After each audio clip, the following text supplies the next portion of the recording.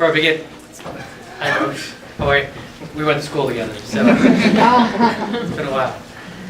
My name is Ameya Pawar. I'm the alderman of the 47th Ward in Chicago, but I'm running for the Democratic nomination for governor. I believe in social justice, I believe in equity, I believe in fairness.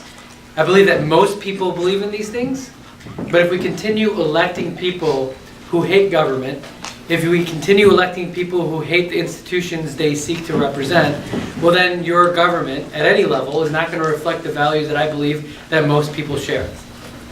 So I've always believed that government is a force for good. But I also believe that we're at a point in this country where the rhetoric is such where it's okay to question the salaries of a teacher or a plumber or a carpenter, because that somehow makes for a better conversation about whether government is efficient or not. But if you question the equity somehow of the fairness of someone making $200 million a year, or the fairness of someone making $50 million a year and paying the same tax rates that the plumber or the carpenter or the teacher pays, that you're some sort of raging communist. And it's offensive, it's wrong, and all that narrative keeps doing is force all of us, whether you live in Joliet or Chicago or Carbondale, to fight one another over scraps. And that is a race to the bottom. That keeps us divided. And most importantly, the one thing that I've seen in my travels across the state is that we're one state. We're all neighbors. We might be blue or red based on the last election.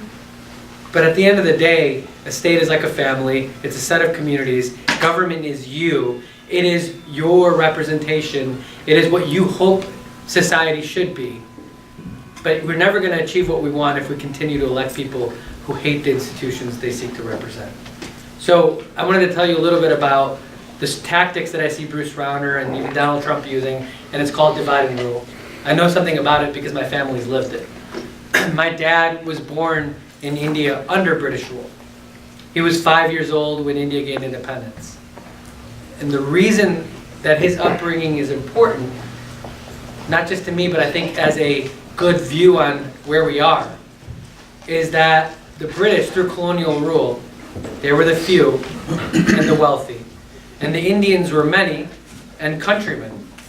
And the way the British held power over India was they divided Indians based on where they lived, based on the religion they practiced, based on what they did for a living, based on other cultural aspects. And they privatized Indian institutions. And they basically forced Indians to fight one another over scraps. Now that's important because when I think about what's happening in this country, and I think about what's happening especially in this state, think about the narrative of how people remain divided. Don't bail out Chicago schools. They're broken. They're terrible. Chicago gets more than its fair share. Or you go downstate and it's one community against the next. Social service agencies against another. Universities, we're talking about consolidating them rather than investing in them. All of this is a game by design, a conversation by design to keep all of us fighting one another, pointing fingers at one another, and fighting over scraps.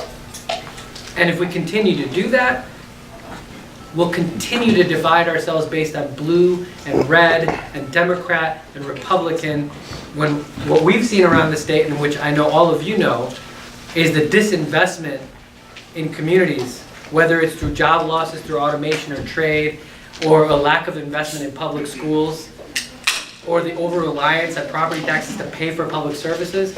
Everyone feels this inequity unless you live in a few enclaves outside of the city of Chicago. So we can either continue fighting one another or we can come together. And I believe the best way to come together is for all of us to forge a new deal between your state government and you. And our New Deal that we're proposing for you is a 21st century New Deal that focuses on 4 key planks. The first one is that if we really want to lift all boats and create generational mobility for people all over the state, then we have to pay for public schools in an equitable way. And that means we have to stop relying on property taxes as the only way to pay for public schools. The second plank is universal child care. Simply put, if we say we have family values, then we actually have to value families. And that means recognizing that quality childcare for lots of working families in Chicago, Rockford, Joliet, or Bloomington often forces a parent, or the only parent, out of the workforce because of how expensive it is. That's wrong. The third plank is a real jobs and capital bill, one that is a bridge from the jobs that are changing today to the jobs of tomorrow. And that is a capital bill that focuses on building communities up by making investments in infrastructure and public schools, roads, and bridges. But like the original New Deal, take on big projects. The Rural Electrification Administration during the Depression brought water and power to small towns. Well, the thing we need to do today is bring reliable internet access and lay fiber for communities all over the state. We need to actually invest in public school infrastructure. And we have locks and dams in our river towns that need a tremendous amount of work. All of these projects cost money, but they're investments in you and I, they're investments in communities, but they also create solid middle-class jobs. And then the fourth plank of our New Deal is criminal justice reform. And the only reason we have to talk about it is because we didn't invest in schools fairly. We haven't invested in families and in childcare, and we haven't invested in real middle-class jobs. And that's why we have to talk about being reactive with criminal justice reform. But even with that, we have to provide mental health care in communities. We have to stop sending so many black and brown kids to jail for low-level drug offenses. We have to start addressing police-community relations in addition to dealing with police brutality. And then finally, if we're going to be serious about solving social justice issues and reducing spending in the criminal justice system, then it's time that we legalize and tax and regulate marijuana. All of the first three planks I outlined cost money,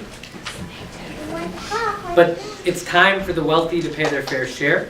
It's time to make sure that we all invest in one another, because if we don't, then the ugly rhetoric that we see at the national level will continue to filter its way down into the states. And the sad part that I see as a result of all of us fighting over scraps is we elect people now and we conflate racism and bigotry and bombast with political authenticity, rather than all of us coming together and addressing issues that impact all of our communities in many ways equally. And that means taking on poverty, and it means taking on poverty in urban areas and in rural communities, because quite frankly, most of the state has been left behind. So I don't think wealth is a bad thing. I believe the wealthy should pay their fair share. We should have a progressive income tax, and we need a millionaire surcharge on top of it. Wealth is fine. I just don't believe we need to worship it. And if we stop worshiping it, we'll actually elect people who are interested in serving all people rather than the interests of a narrow few. And so I'm going to close with this. That divide and rule I talked about, I see that every day when I see my dad.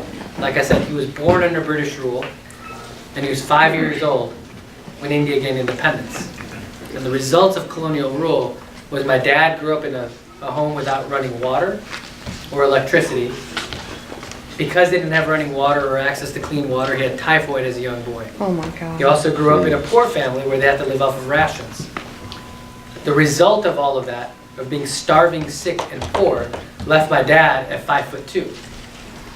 I'm 6 feet tall in a generation later because I grew up here. I had food to eat, I had access to health care, and I didn't have to worry about things like the basic necessities like my dad. So I see divide and conquer and the impacts of divide and rule when I see my dad every single day. But he chose Illinois, and he chose to come here and raise his family because it's a good place to live, because it afforded him the opportunity to live out the American dream.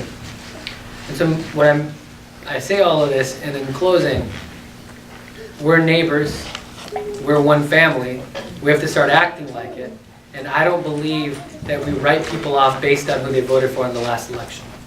It's time that we as Democrats go and listen to people and hear them. Otherwise, we're going to continue ending up with guys who run for office who want to be the CEO of the highest institutions in government, who hate the company they want to represent. So it's time that we come together and forge a new deal. I hope that you join us. Thank you.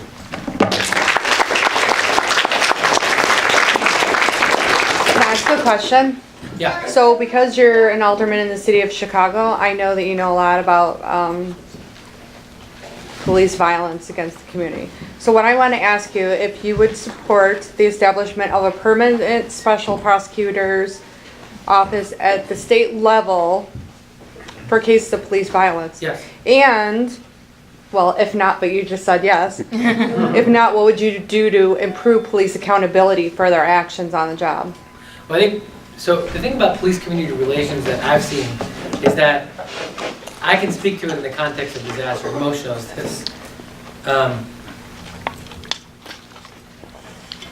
There are lots of issues throughout our history where we've had interactions between police and community, or public safety institutions and community, where there's institutional racism, where we've never owned up to the mistakes of the past. And then what ends up happening today, when those issues get brought up, everyone kind of just says, well, wait a minute, the police have a really difficult job, are you not with them? And this either-or conversation is fundamentally broken. I'll give you an example of how this plays out. So I did a lot of work in the connection between disaster and poverty. And the one thing I know is during Hurricane Katrina, lots of people got up on TV and blamed poor people for poverty and blamed poor people for not evacuating. And then Spike Lee later came out with this movie about the levees and about how the levees were potentially blown by the government, right? And so people thought Spike Lee was insane and he was a conspiracy theorist. There's basis for what he was saying. See, during the great floods of the Mississippi River, just a few generations before, the U.S. Army Corps did just that. They blew levees to flood black farmland to save white farmland. And then when African Americans were fleeing, the Army Corps held African Americans at gunpoint and used them as human sandbags. And some of them washed away as a result. That was part of what caused the Great Migration north. Now, you fast forward 60, 70 years, those stories get told, right? It's just grandchildren at that point.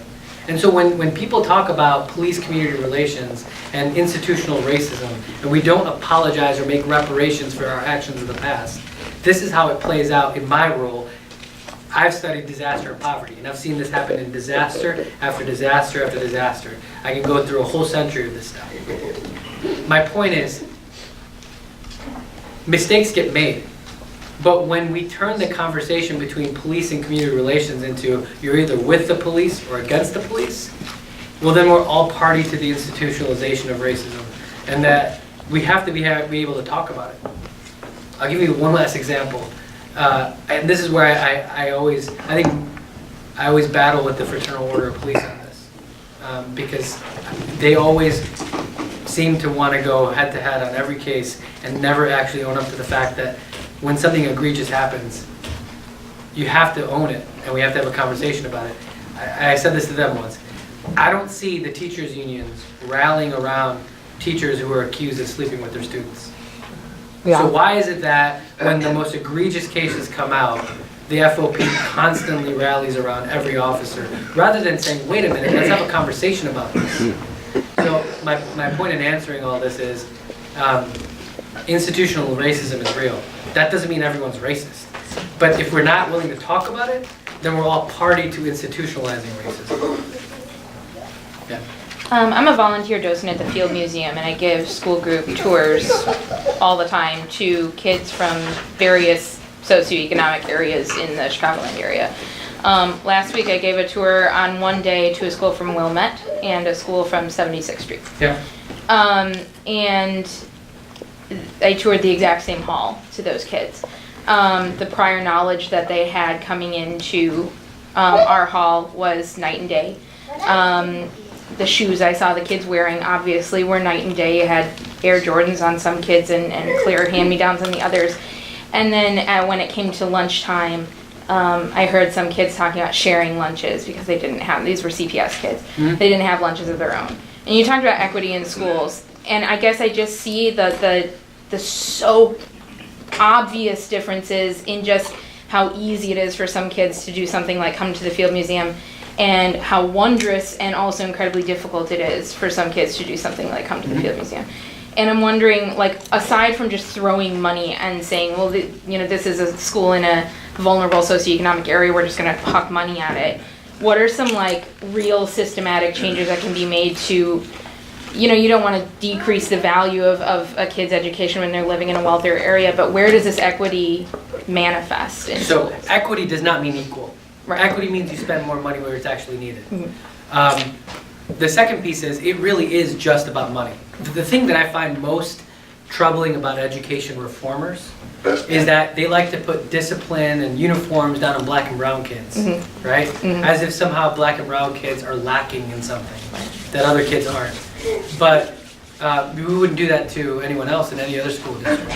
So my point is, it really just comes down to money. So if you go to Chicago Public Schools and you have 386,000 kids, almost 90% of whom are from low-income families, almost all of them are from communities of color who are poor. And if a lot of those kids, their only meal of the day is coming at school, I mean, there is a relationship between how many meals you eat and how your brain develops. So when we're thinking about equity, that means we actually have to spend more in communities that we've left behind as a state because we haven't invested in them. And this is now a white, black, and brown issue, because the amount of poverty that exists in central and southern Illinois in communities that are primarily white is staggering. And so this is why I keep talking about this being a unity issue, an issue where the state has to come together, because I'll tell you that people like Bruce Rauner will tell you the way to help people is to put term limits in or to bust unions.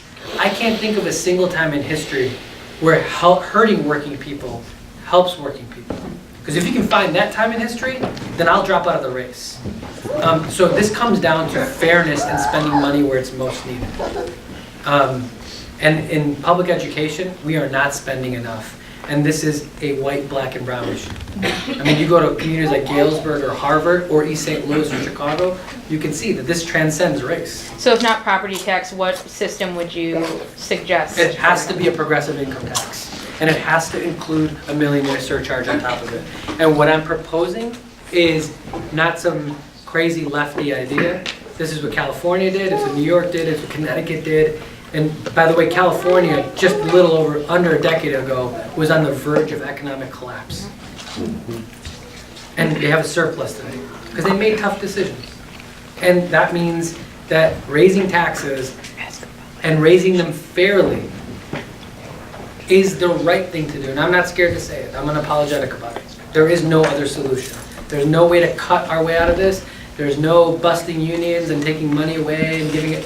This is all coming down to money and raising it properly. Yes?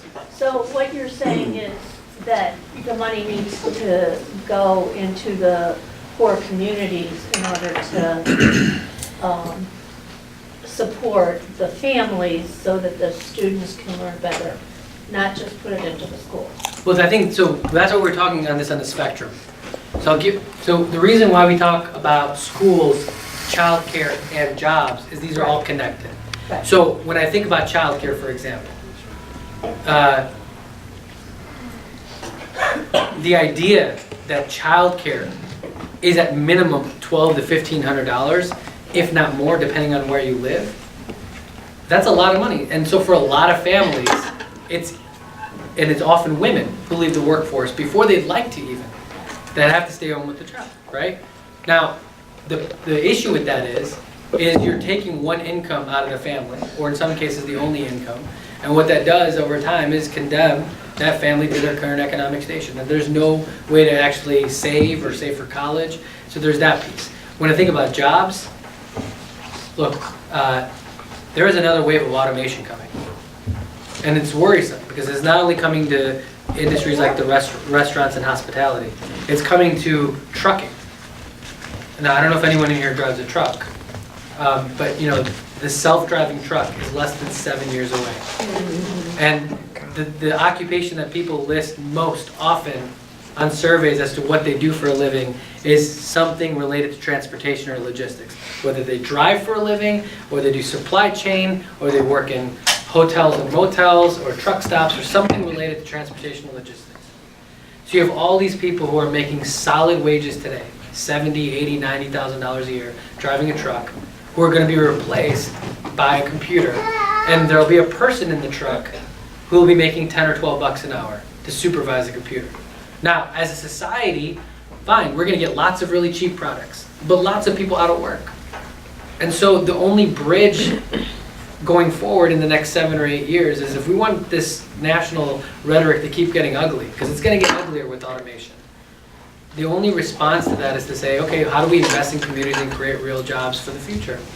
And that's where we also have to recognize that asking someone who's a 50-year-old trucker, because people are now talking about computer programming and being the next blue-collar job, asking a 50-year-old trucker who's made a solid living to make no living, go to community college to be a programmer, is a non-starter. It's just not going to happen. And this is what we've done over the last 30 years. Industries changed. They were automated, they were offshored. We promised investment. We said, go to school, get training. And on the other side of it, there weren't always jobs waiting for people. I know this because my dad is an engineer. He's recently retired, but growing up, we saw this growing up because we would have 1 or 2 really good years, and this job would be automated, then be laid off for a year. Now, he was okay because he was still an engineer, but those constant ups and downs weren't easy. And that has made it even harder on people who worked on the factory floor with them who were making less money than him. My point is, there needs to be a construction and capital program that reinvests in communities like we did after the Depression, right?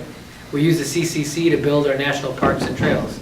The Rural Electrification Administration built water and rail, water and power for small communities. The WPA, we funded the arts. If you go around lots of cities, even here in Joliet, there are old WPA murals that you'll find. My point is, we put people to work by investing in communities. And so, to answer your question, it's all of it combined. And finally, I'm going to say this. We live in a rich state. It's a $700 billion economy. It's the 5th largest economy in the country. Just don't let someone tell you that because on a spreadsheet the numbers don't look right, that the money isn't there. We don't have the political will to tax fairly, which is why people are suffering. Not because we're broke. I appreciate the way that you look at the whole system and the whole community and the whole family, because it doesn't matter, those kids could have the best schools and the best teachers, but if they still live in a community of poverty, they're still not going to do well. There was an article today in the Atlantic that talked about if you live in poverty, to get out, you need 20 years of everything going your way to get out of poverty. And 50% of adults in this country today will experience poverty at one point or the other. So we live in a rich country, and the fact that we allow that is an abomination. You were talking about taxes. A number of years ago, they tried a service occupation tax. Would you consider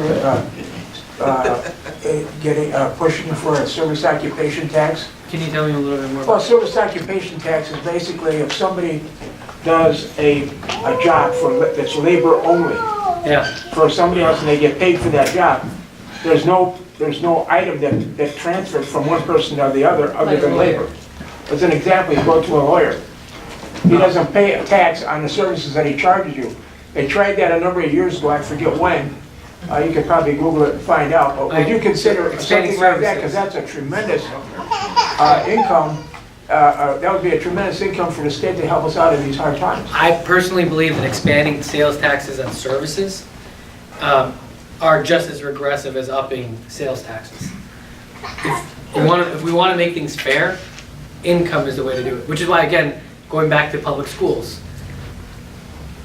the reason why property taxes for the most part are regressive is because just because your home value went up doesn't mean, and your taxes go up doesn't mean you made more money than the previous year, right? And it's the same thing with sales taxes, that if you raise taxes on services like on attorney's fees or medical care or hair, the hair and nail salons, I mean, the people who are going to be hurt the most are the people who are solidly middle class, because that is a tax on consumption that they use, and it's not apply it fairly in the same way that if someone was very wealthy. You're better off taxing wealth. That's has always been my belief. In fact, There's also an issue with sales tax, from what I understand, in that if you buy something from Texas yeah, and have it shipped here, we're charged sales tax from Texas. yeah. But we as Illinois don't do the opposite. We don't charge other, people out of our state for that sales tax. And so if other states are, Yeah. increasing the revenues by doing that, why can't we? We have lots of these loopholes. I mean, you only have to live in Illinois for 181 days to be a resident. And so if you're wealthy, you can game the system. You can go work in a different office in a different city for a while. I mean, there are ways to game the system. I mean, the system we've created, it's not only unfair, but it allows a lot of what I call tax avoidance. Meaning it makes it possible for people not to pay taxes. Because they can just move money around. They can, people talk about the burden and why people leave. But if you can afford a second home in Florida, that's what people are doing anyway. So it's not like they're doing it because their taxes are too high. They're doing it because they can. And so lots of other states, for example, if you travel for work and you work one day in New York City, your company has to pay income taxes for you for that day you worked in New York City. We don't do that in Illinois. So we've got this old, antiquated tax code, and then we continue to call it broken. I'm just amazed at where we are, because there's been this drumbeat over this last 30 years to destroy how we talk about public institutions. And the thing is, I think public institutions, when we invest them, is what makes this country great. Whether it's our national parks, whether it's our public schools or our universities. That's why we're the envy of the world. And by defunding them or breaking them apart or being unwilling to fund them properly going forward, to me it's shameful. And I'm tired of the fighting over scraps over this stuff. You mentioned at the end that you think Democrats need to start listening and pull people that try to vote differently. Are there any issues that you draw the line with that you think these are sort of core issues that we can't compromise? Women's reproductive rights.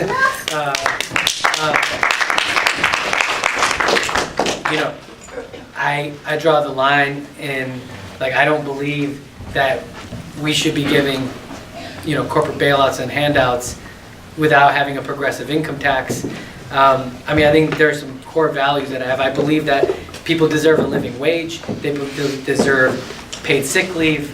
We need to have paid maternity and paternity leave in this state. We need to have some basic protections for workers because the economy has fundamentally changed over the last generation. And so for me, those are lines in the sand, which is, I get a lot of what Governor Rauner does is talk to what he calls job creators, but I don't ever hear him talking about workers. My thought is, our goal should be is how do we build a safety net so we protect workers? Yeah. Governor Rauner's going to kind of, if you're elected governor, Rauner's going to have left you with a mess like that.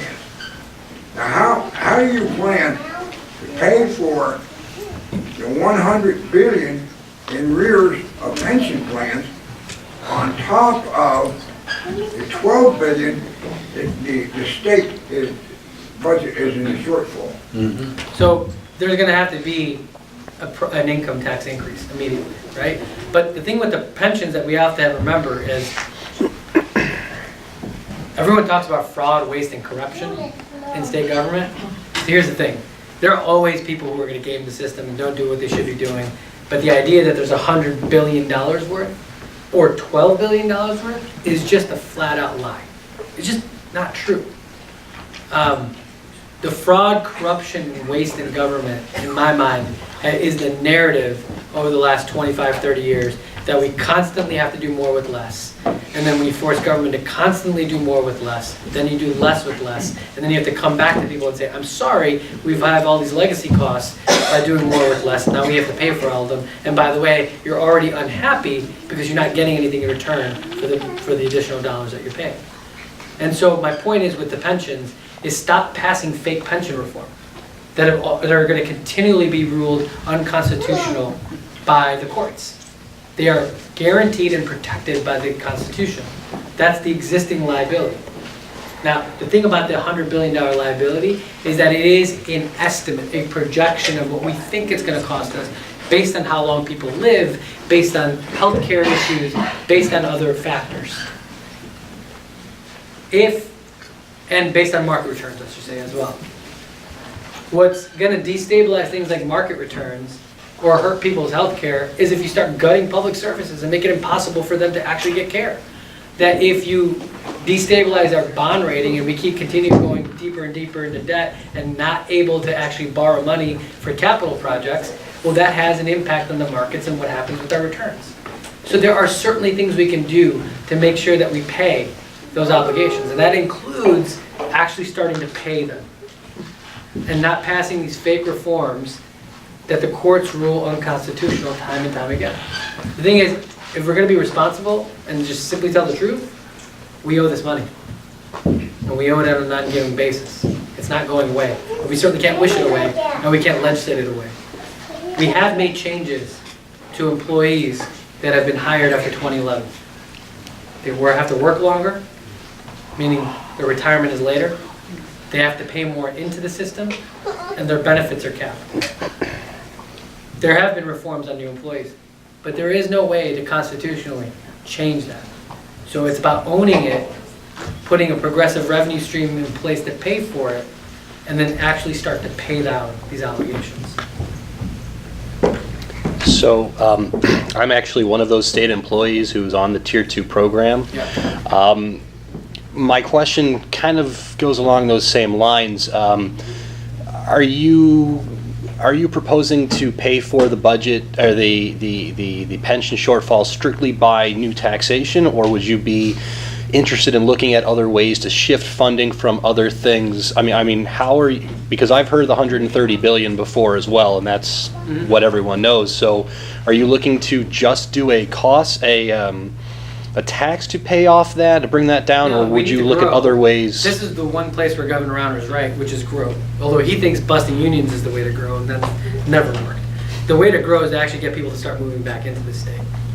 And when you start creating middle-class jobs in capital and in construction, there's a multiplier effect, right? Every job you create that pays a solid wage, those folks who make a solid wage go and spend money. And they spend money in retail, they buy homes, they pay property taxes, they pay sales taxes. That in and of itself creates growth in the economy and makes Illinois more attractive to people from the Midwest. The thing is, none of the other states that have gutted all of their... You okay? You okay? Yeah, I'm totally sorry. Plugs. You just don't grow by shrinking. It's just never worked. And so part of this is, I didn't talk about it. The reason why we're talking about universal child care for people making $75,000 or less and providing a subsidy for that is that rather than paying $1,500 or $1,800 a month in child care, if we can reduce that cost and put more money back in your pocket, that not only puts more money back in your pocket that you're going to likely spend in the economy or save for your child, but it also makes it possible for other people to settle down and puts it at a competitive advantage with the other states. Because not many other states are looking at universal child care in the way we are proposing. The other thing we're also proposing is using the bonding authority of the Illinois Student Assistance Commission to refinance student loans. And so if we can give you a better interest rate, so again, we eat the cost on the front end, just like we eat the cost on child care. But the impacts 2-3 years down the road are far greater than the cost we bear today. It just means that it's going to be a lean couple of years, but the other side of it means real growth and more revenue. That's how you grow. You grow by making it possible for people to live here. So you address the pension obligation by having an expanded economic to draw from. Okay. Yeah. All right. So I wanted to hear a little bit maybe about your background, what how you grew up, what you went to school for, stuff like that, and then I have a follow-up question. That's the easy question. And then I have a harder question. So my dad, my parents came to the States in the 70s. We lived in Rogers Park. Eventually moved to Des Plaines. I grew up in unincorporated Des Plaines. I went to college in a small town in Missouri Valley College. Came back to Chicago for graduate school. I went to the University of Chicago. My background is in social work and in emergency management. So I've spent a good part of my time looking at the connections between disaster and poverty. In fact, I went to school at Mosh, like I said. And so that was, and I was on staff at Northwestern University, where I did part of their disaster planning and business continuity planning. So that's my background. Okay, so much like how you said with the police, sometimes there's hard questions that have to be asked. I'm going to ask a hard question here. The rest of the state is a different makeup of Chicago, obviously. And with what's going on in the country, there is a lot of racism. So I feel that you're going to be at a disadvantage in some of the southern parts of the state. How do you overcome that? I can tell you this. My job is to show up. There are 102 counties in this state. And we're going to go to every single one of them. The thought is, I don't believe, so look, even if you look at what happened nationally with Donald Trump, I don't believe people run into the arms of a demagogue unless they're suffering. I don't believe everyone who voted for him that they're racist. I think people are willing to set aside the really ugly rhetoric and bombast because he was talking about something that spoke to them, whether it was the economy or jobs or whatever. It doesn't excuse what he is and the man he is and the kind of person he is. What I am saying is, we have spent a lot of time over the last 3 months in central and southern Illinois. And I give the same talk everywhere. I'm unapologetic about it. But what we also get in response is, so for example, we were in Olney and Newton 6 weeks ago in Jasper County. Anyone know where that is? Yep. Yes. Okay, so we're in Jasper County. And it's red. I mean, it was 60-40 Trump or 75-25. I don't remember the exact number off the top of my head. We showed up. And the one thing that we talked to people about was when we drove through town, was there is a road master plan that used to employ 1,000 people. And this thing is like 3 blocks long. And there's 50 people there today. And what happened was, NAFTA was signed and 950 jobs went south of the border. Right? But that's not the whole story. If you talk to the corn and soy farmers, like we did, what they'll tell you is they like NAFTA because now they have more places to sell their soy and corn. The mistake was the people who lost their jobs were told 25 years ago that someone was going to come and invest in their communities and create jobs. And those jobs never came. So the people who were making solid middle class wages 20 years ago are making minimum wage today. Where do you think their temperature is going to be? It's here. And we see this all over the state, which is why part of what we're doing is putting a spotlight on poverty. And poverty is not just very poor. We're talking about people who are just struggling to make ends meet or can get through 3 weeks out of the 4 weeks, and their 4th week they need a little bit of help. And this is white, black, and brown. Yeah, I think we'll run into some issues, but that's anywhere. I mean, I've run into it in Chicago as well. But I think when people are fighting one another over scraps, it's easy to fall into being scared of the person that's north of you or south of you or looks different than you. But if you speak to the issues that I think they actually care about, I think they hear it. And that's our plan. This goes along with that. In these areas that are heavily rural or were heavily industrial are no longer, how do you have that hard conversation about automation is inescapable? Because you hear, I think on the right, a lot of rhetoric right now about bringing jobs back. And I think we all know that's like a logistical impossibility. It's not, those jobs are gone. And how do you have that, how do you as a candidate going to these really red counties say automation is inescapable? I'll give you an example. We were in Carbondale, Southern Illinois University, right? So the city itself is blue because you have lots of young college students. You separate out the red and blue and the color, and what people will tell you is that university is the economic engine of Southern Illinois. They know someone who works there, they work there, the professors bring a solid wages, which means they pay property taxes, brings the property tax base up. Everyone in one way or the other is connected, right? They may not like everyone connected to the university. There's usually you always have the tension between university towns and the community. But everyone understands how they're all related, right? And what people will tell you is, by starving SIU, they don't know how they're going to open in the fall. They need a $20 million loan from one of their sister campuses just to stay open. Okay? So what's happened in SIU is they've lost 20% of their students from last year to this year. Because who's going to send their child to college at SIU if you don't know whether it's going to open or not? So I say all this. SIU also has a medical school and a law school attached to it. And so when I think about creating new jobs, if you get into a car accident in Southern Illinois and you need to go to a trauma center, there is no trauma center in Southern Illinois. You get airlifted to Louisville or St. Louis. But we have a medical school attached to SIU. So why wouldn't we build a trauma center as part of a state capital plan?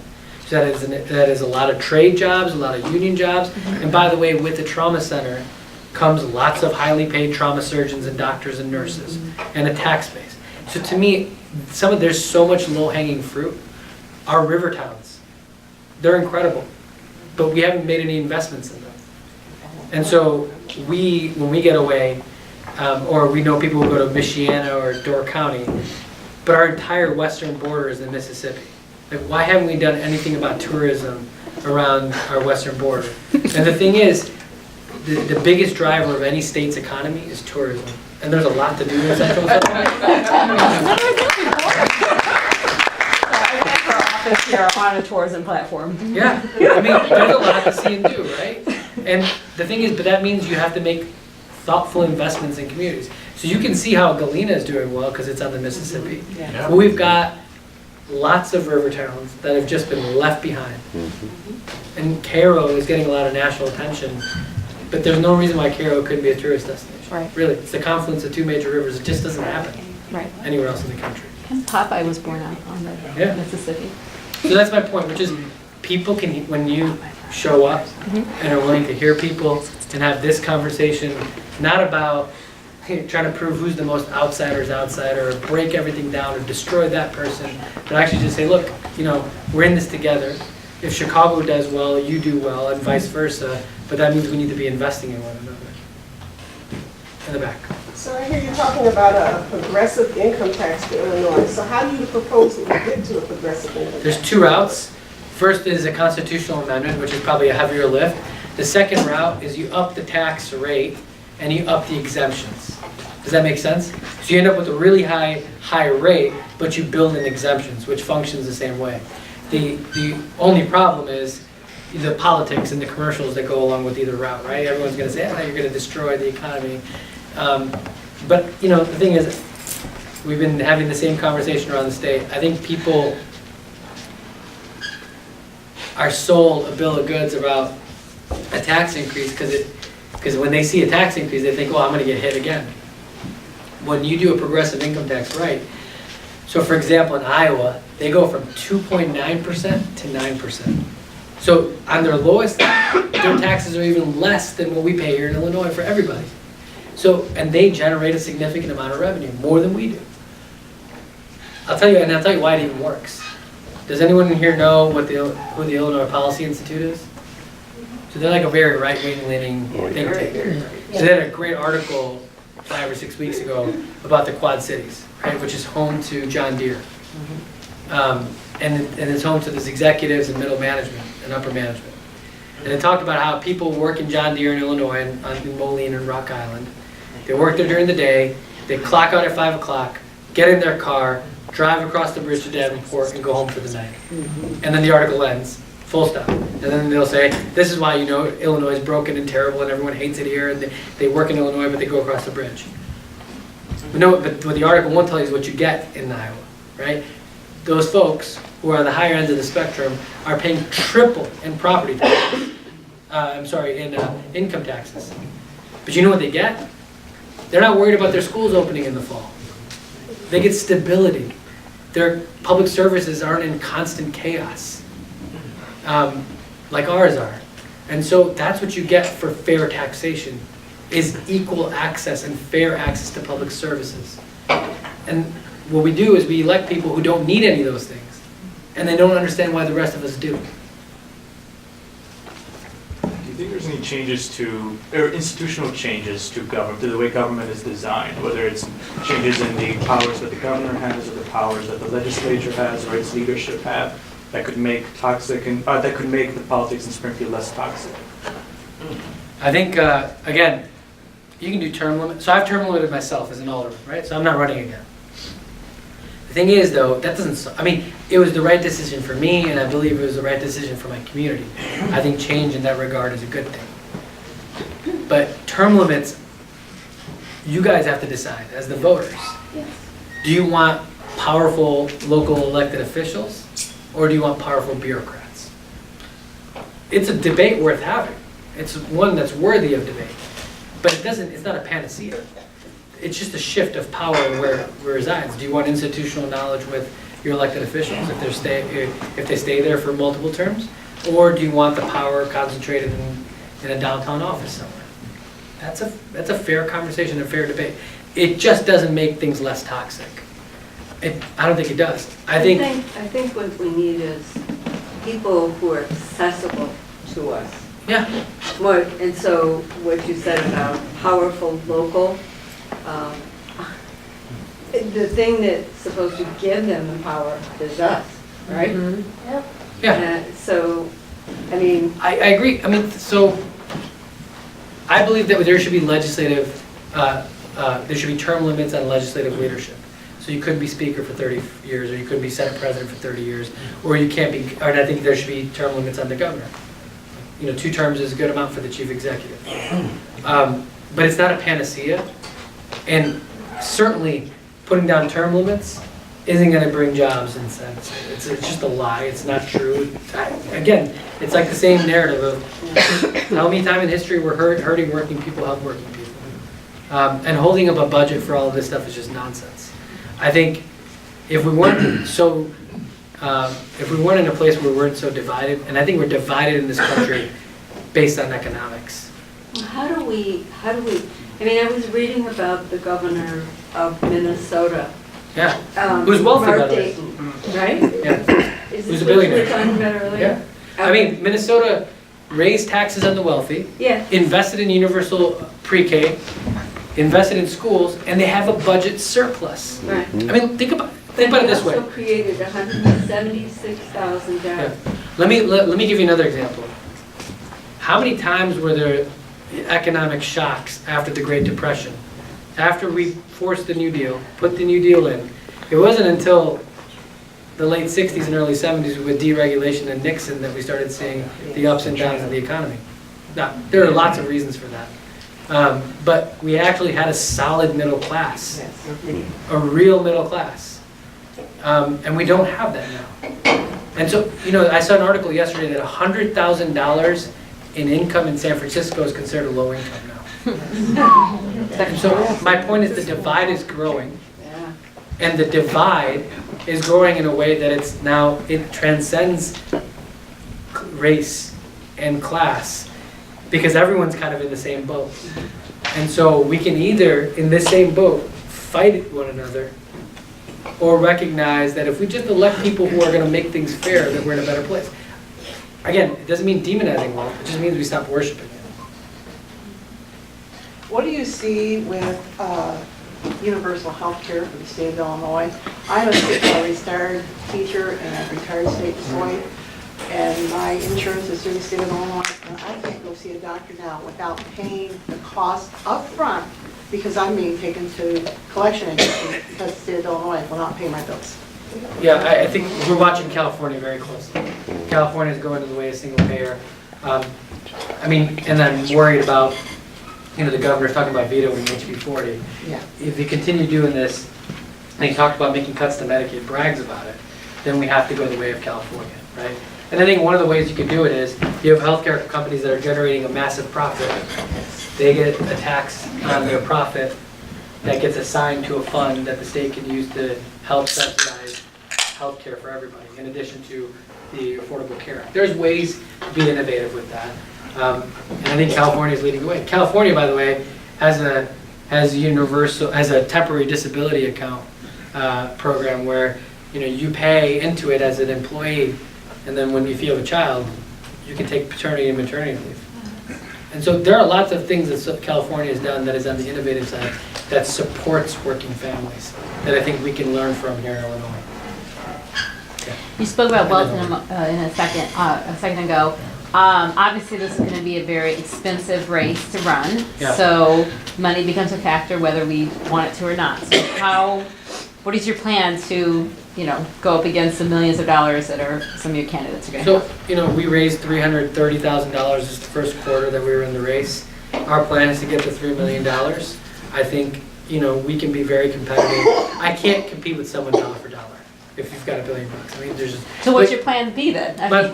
My plan B is, look, when I ran for alderman in 2011, I didn't have any money. Literally no money. I just knocked on every door in my community. And I spent 2 years doing that, and I had hustled my opponents. And we beat the Chicago machine doing that. That said, obviously I can't knock on every door in Illinois, but that's why we have a 102 county strategy, which is we're organizing in every community. So as we make our way around the state, we've got 1,500 volunteers organized across 61 counties. And a big chunk of the $300,000 we raised was all small dollars. And so we're not going to be able to compete with someone who can self-fund, but that's okay. There's always someone who has more money than you in life, and that's life, right? I don't let other people decide what I do. And I just think our job is to be competitive based on the resources we have and organize people, and force the conversation around poverty and economic inequality, and push and keep organizing. Over here. So what are your green policies and thoughts about alternative energies? So on the environment, I talked about the jobs and capital. A big plank within that is in making major investments in our riverways. And when we're talking about making a real tourism plan for central and southern Illinois and for Illinois as a whole, it requires tying our riverways to our state parks and focusing on bringing people in around in our environment, right? So the thing about our riverways is we have a lot of lock and dam work that needs to be done. But that doesn't have to come at the expense of the environment either. Those two things, a massive capital plan to invest in our riverways is a better use of what will help us manage our water better water management. It's the right thing to do, and it'll create a lot of jobs. Any capital investments we make in infrastructure, we're going to make sure that they're a part of a green effort. Whether the buildings are LEED certified, whether we look to geothermal for the actual facilities, and so on. On renewables, so here's the thing. You have this economy of the future that we think is 10 or less years away. And we know what's happening to coal. Coal mines are producing more coal than they ever have, but they have a fraction of the coal miners they did even 10 years ago, is because they have robots mining, right? It's automated. So we need a bridge to those renewable energy jobs. Because a lot of the technology around renewables is cheap, costs next to nothing. So we know there's going to be lots of jobs there. The problem is, just like trucking, going into coding, computer coding, you need a baseline of calculus to do computer programming. And maybe you can change some of that around and make it a little bit easier.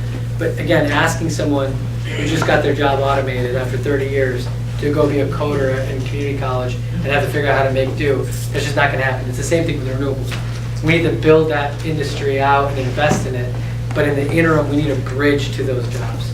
And we've got a lot of work that needs to happen around the state, and I believe that will serve as a bridge to those jobs. Oh, over here, I'm sorry.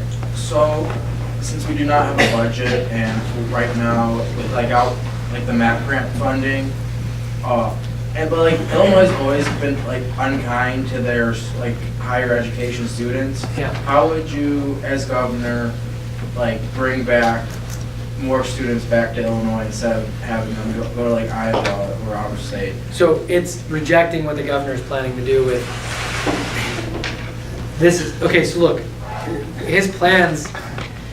Look, he's a guy who went to Dartmouth and Harvard, and fine, bless him for that.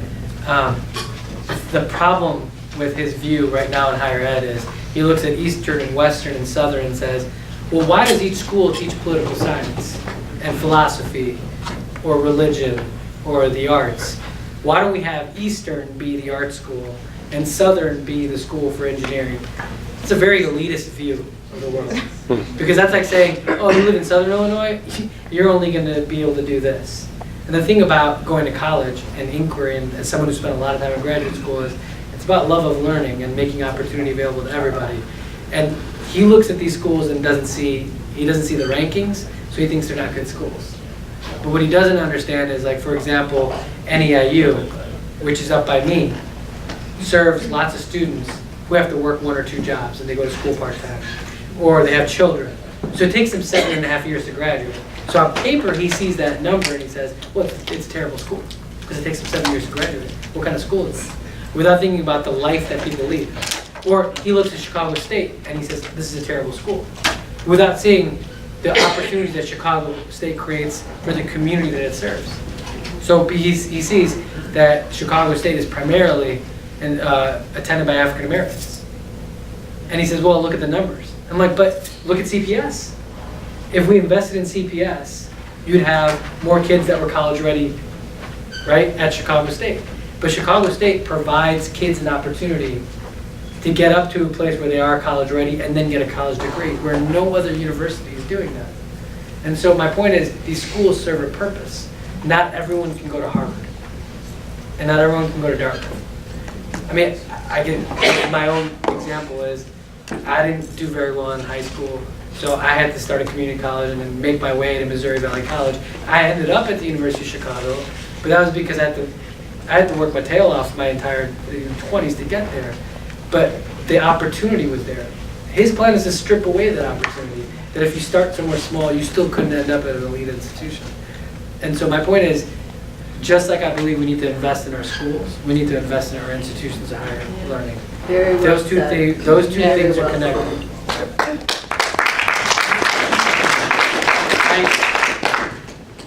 So, like the sun, the wind, and the water, these are public goods that belong to all of us, right? Not the private sector. So, do you think that a company that takes wind or takes sun or takes water and makes it into energy should pay a tax on that resource in the same way that a company that takes out oil from the ground or coal should pay us for that? I mean, I believe if they're generating a profit, they are subject to a corporate income tax. Now, most don't pay, so there are lots of loopholes. I think on the front end, the thought was you provide incentives to bring them in, and over time you pay tax. But yes, I think everyone needs to pay tax and pay their fair share. So there should be an extraction fee for taking solar arrays or taking wind or taking water? I don't know enough about that policy, but I do believe if you're generating profit, you should be paying tax on that profit. Yeah. I have a question that kind of loops into healthcare. You've talked a little bit about universal healthcare.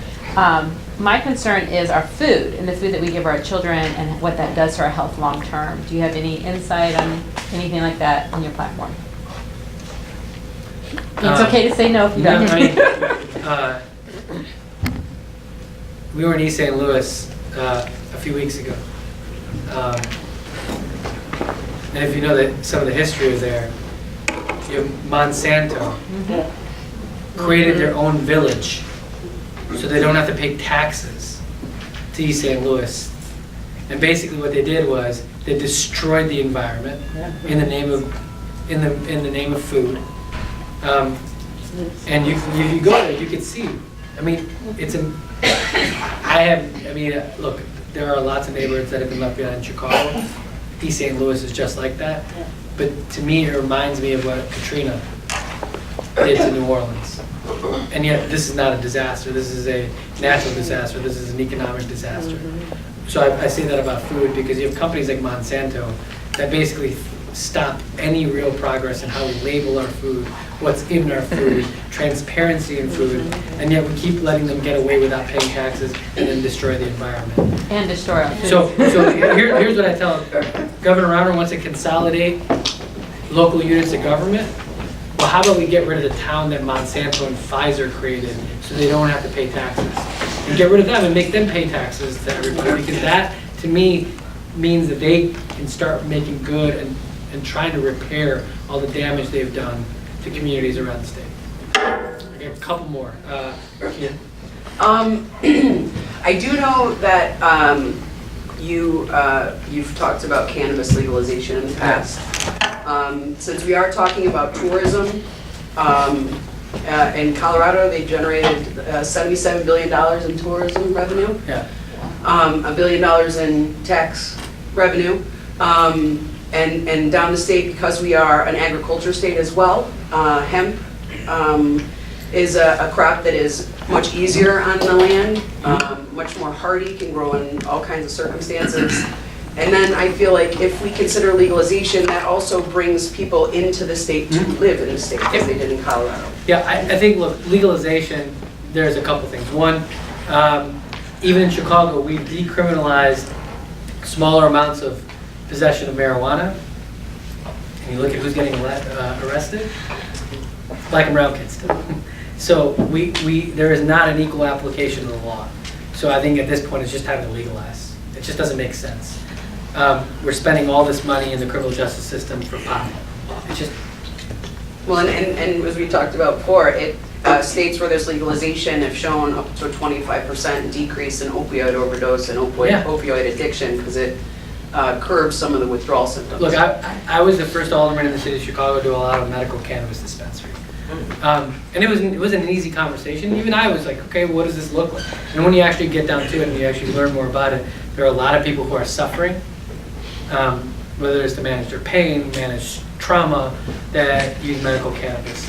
And I don't think that by legalizing you're going to have all these people run and start to smoke pot. I just don't think that's going to happen. I think it is a social justice problem that we solve that happens to generate revenue. On the flip side, I will not, if I'm elected governor, expand gambling. Because I don't believe you should raise revenue that creates social problems. I don't think we should be preying on seniors and poor people. We just say that we need revenue and we tax fairly. So, I mean, this is a social justice problem that gets solved that happens to generate revenue. Food, climate change, agriculture. What I don't hear very many people talking about, we're in this huge agricultural state, right? We've got some of the best supposed farmland in the world still. But we, figure I saw is our biggest export is actually in this country is topsoil. We send tons and tons of it down the Mississippi into the Gulf of Mexico every year. And that's due directly to our non-sustainable farming practices that are propped up by government subsidies. It kind of goes along with worldwide. There really isn't a food shortage, there's a food distribution shortage. So, and in countries like India, they're doing these remarkable things with localizing food production and reinvigorating the small farmer and rebuilding the soil, sequestering carbon into the ground, taking it out of the atmosphere through rebuilding the soil, through those kinds of agricultural practices. What can we do here on the state level to address food inequities, climate change, et cetera, through agricultural practices? Yes. Well, I think it just look at where we subsidize and who we subsidize and how we subsidize. But I think it also means that recognizing that there are lots of farmers that get subsidies to not to farm. But if we take those subsidies away, it makes it impossible for their communities to exist. And so there has to be unbalance. Rather than looking at farm subsidies, I think the bigger driver and the more powerful actors here are the people who actually produce processed food like Monsanto and some of the bigger. They're the ones who I think who make it impossible for us to actually enact real reforms because there's no interest. They don't care. That is where the food lobby, the big food lobby, not big agri, but the big food lobby is where we need to make some headway. And can we do that at the state level? How do you see us doing that at the state level? I think transparency and labeling, getting people to understand what they're eating, it starts there. But it is not something that is like a 4-year proposition. It is something that's going to take longer. There's a lot of money behind this. A couple more, up front and in the back. Yeah, serving as the alderman for the 47th Ward, what was the thing that you learned, what was the number one thing you learned from that position? So what I think aids me in doing and running for this campaign, is that so as an alderman, I have to do this all the time. So you think you have an idea about an issue, but then you have to go face your community. And it isn't always the easiest conversation, right? But you can't run from that. So every decision I make as an alderman, whether it's on land use, whether it's on voting for the budget, voting for property tax increases, the decisions that I make impact people the very next day, or the week after, or the following month. And so you have to go out and have these conversations, and they're not always easy, and sometimes they're very contentious, but you have to keep going out and talking to people about it. And so what I've learned is that while you may think you have an idea on how one thing works, you don't really know until you actually go and listen and talk to people about what it is that they're experiencing. And then at the end of the day, you might still have to go over their heads and say, I'm sorry, this is a decision that I think I have to make. Because it's not just your neighborhood today, I have to prepare the neighborhood for the future. And those two things don't always align. But you still have to have the conversation. And I think that aids me in having these conversations around the state.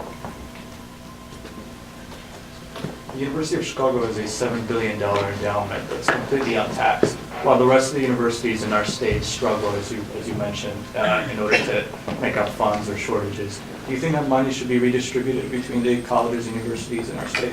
I mean, it's a private endowment, and by the way, University of Chicago is highly leveraged. You should look at their bond rating. They're in a lot of financial trouble right now. But that money they're just sitting on, right?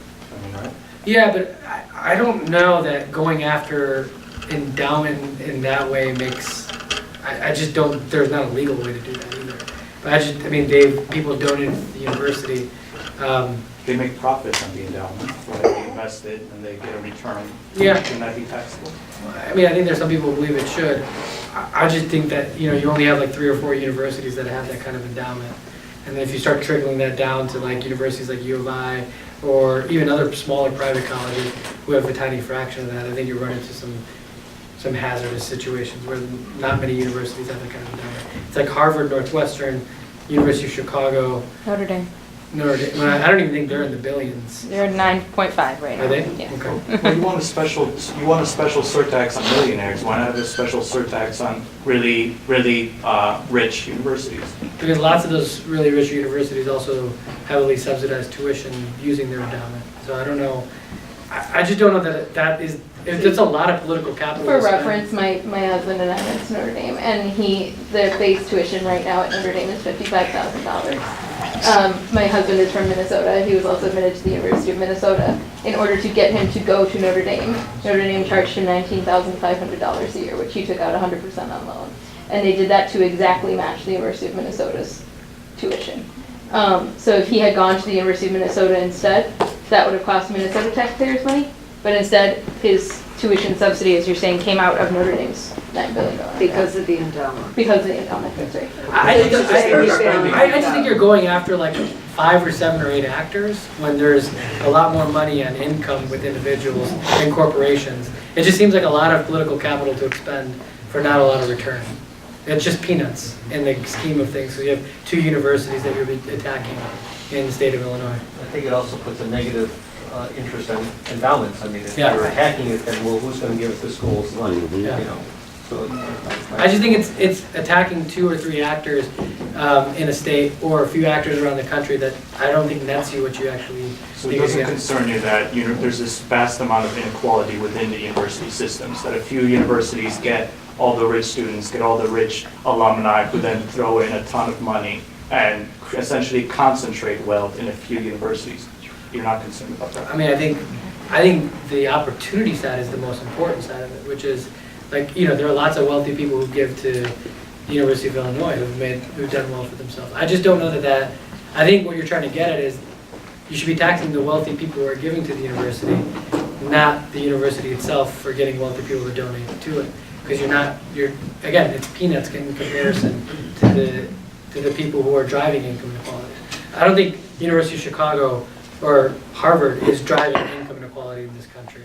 It's tax rates which are unfairly applied to individuals and corporations that is driving income inequality. There are universities that are educating the sons and daughters of billionaires, and they are essentially... And people like me. Every once in a while. But also, you are taxing the people who are sending their kids there. If you have a progressive income tax, you are already taxing them. Education, free education for children from kindergarten through 14th grade. That'd help. Oh, free community college. Yeah. Free, Yeah, free, I- everything's paid, that's it. Yeah, I, And look, then after the 14th yeah, grade, so part of this bridge to the next level of job right, that, has to include the ability for someone to attend community college without any tuition. That's the only way to get there. That's the only way to get there, yes. New York just passed. I Yeah. mean, New York was broke Yeah. at one time, but all their kids get to go to college for free now. Yeah, well, yeah, not everybody, but yes, they're doing some great stuff there, yes. So, I mean, so we can do the same thing. I mean, you said we're the fifth, we have more money, I mean, top 5 states. So if they can do it and they're not ranked, are they ranked in the top 5? Oh, yeah. Oh, yeah. Yeah. I mean, so, I mean, as far as finances, we can do it as well. We Yeah. just need to manage our money. I I think we've agree. got time for one more, I'm sorry to interrupt, sir. Yeah, Women's issues. okay. I'll ask, last 2, how's that? And then the back. What do you want to know? Well, you know the HB 40 passed. Yeah, Okay. the governor has Do to sign, you support should it? sign it, of course. Okay. Yeah, All right. I can't even believe we're having this debate. I just don't even understand. Yeah, I don't either, because supposedly he was pro-choice. People need to remember that Planned Parenthood Yeah. in lots of communities is the only place someone can get primary medical care. And the idea that we would just decide which, it's just, yeah, I'm in 100% support of HB 40 ERA. and equal rights. Yeah. Comment and a quick question. First of all, there's a Medicare for All bill pending in the General Assembly in the state of Illinois. And there's also a legalizing small amounts of recreational marijuana bill that's pending in our General Assembly. So talk with your state legislatures and see how they feel about that, if you have an issue with that. The question I have is about the EDGE tax credits, and how do you feel about that? The River Edge? Yes, Uh, the EDGE. I mean, you can make an argument on both sides of this. I just don't think regionalism or stealing jobs from one state, the next state over, helps anything, because you're just moving things around. The thing we should be focusing is how do you create actual new jobs, real new jobs. I understand there are times where incentive for new industries is important. Or, for example, if you want to lay down fiber in the state to bring cheap internet access or free internet access to small towns and communities, that you also then make it possible to potentially bring in new startups in communities that that wouldn't normally see that. That might require some incentive, or that might require a different kind of investment in their downtown areas, right? To bring in new capital. That, in some limited way, makes sense to me. But the idea that we just pay businesses who say, pay me or I'm leaving, doesn't make sense to me at all. I just don't think that works, and I don't think we're creating new jobs. We're just bribing someone to stay until those credits run out. Thank you. Thank you.